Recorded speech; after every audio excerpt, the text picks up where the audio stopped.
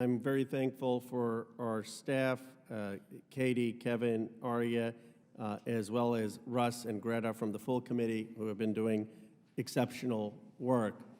Today's hearing isn't about partisanship. It's about getting at the truth. And let me be clear, the purpose of this investigation isn't to embarrass anyone, and it's certainly not to put any company out of business.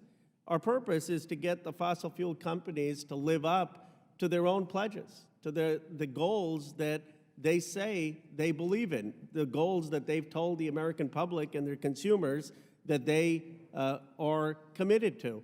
And it is certainly an appropriate function of the Oversight Committee to make sure that a company is living up to the public statements that they make. Now, the good news, at least some good news, is that since the historic hearing, since we had all of the oil executives in this committee, they have all announced new plans. Exxon, Chevron, Shell, and BP all have made climate pledges.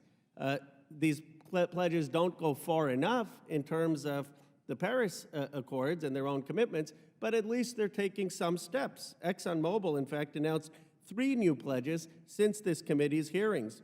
Just a few weeks ago, Chevron announced a new net zero aspiration.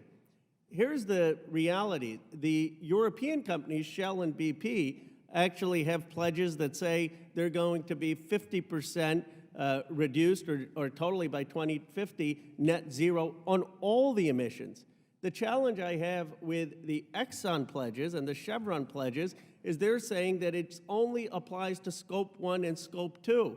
Now, what does that mean? That means it only applies to the emissions of their actual drilling and their actual production of oil, not to all of the oil they sell. Well, that would be like an automaker pledging to eliminate emissions from their manufacturing, but doing nothing to improve their car's fuel efficiency. I hope that Exxon and Chevron will see what BP and Shell are doing, and that our American companies will make the same commitment. 2050, a reduction on Scope 1, Scope 2, and Scope 3. And there's still opportunity for them to do that. They've taken an initial step. Let's make sure they finish the job.